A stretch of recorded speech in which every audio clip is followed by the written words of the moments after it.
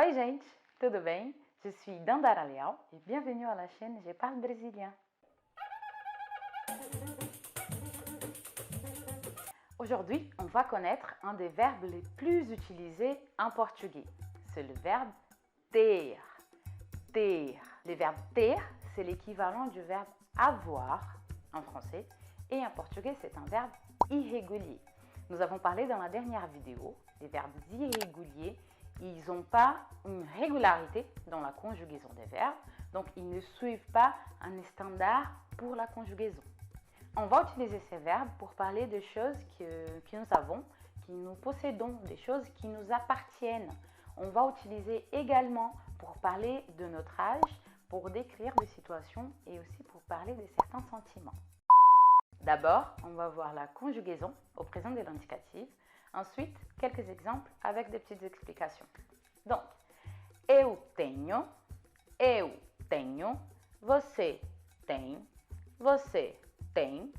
ele tem, ela tem.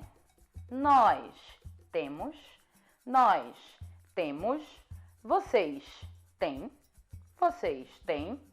eles têm, elas têm.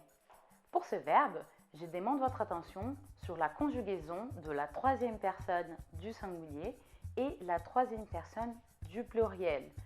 Ele, ela tem, eles, elas têm. Quelle est la différence? Sur cette forme verbale, au présent de l'indicatif, la conjugaison présente deux mots homophones. Ce sont tout simplement deux mots homophones. Ça veut dire qu'ils sont deux mots qui se prononcent de la même façon, mais s'écrivent différemment. La différence entre les deux se trouve sur l'accent circonflexe. Tem sans accent marque la conjugaison de la troisième personne du singulier. Et tem avec accent marque la conjugaison de la troisième personne du pluriel. Donc, ele tem, ela tem sans accent, eles têm, elas têm avec accent. Et n'est pas oublier non plus notre astuce d'or pour bien apprendre la conjugaison des verbes. Você aura toujours la même conjugaison que ele et ela, car você correspond au discours à la deuxième personne et correspond à la troisième personne grammaticale. Donc, au niveau des conjugaisons de verbes, você aura toujours la même conjugaison de ele et ela. Ensuite, quelques petits exemples. Eu tenho 27 anos. Eu tenho 27 anos. Você tem um livro. Você tem um livro. Ela tem dois irmãos. Ela tem dois irmãos. Vocês têm medo de altura. Vocês têm medo de altura. Le verbe ter, il est utilisé aussi avec l'idée et la signification du verbe existir. En français, exister.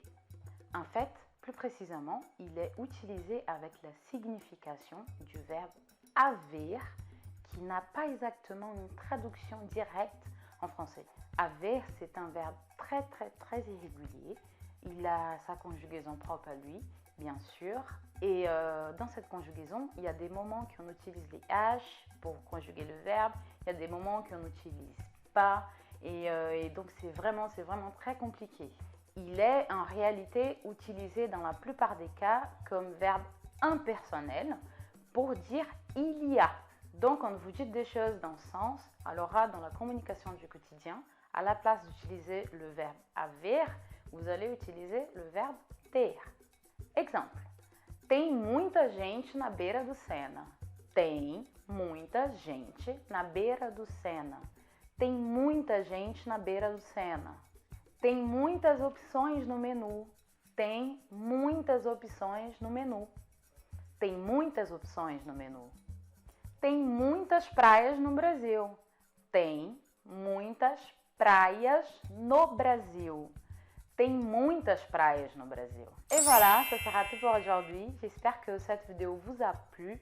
N'hésitez pas à répéter les exemples pour bien fixer les conjugaisons dans votre tête Il n'y a pas beaucoup de différence après représente l'indicatif, donc c'est un verbe assez simple à la fin pour le retenir. N'oubliez pas non plus de laisser votre like pour que je sache que vous voulez bien continuer à apprendre les verbes. Abonnez-vous aussi à la chaîne si ce n'est pas encore fait. Et je vous dis até a próxima, gente.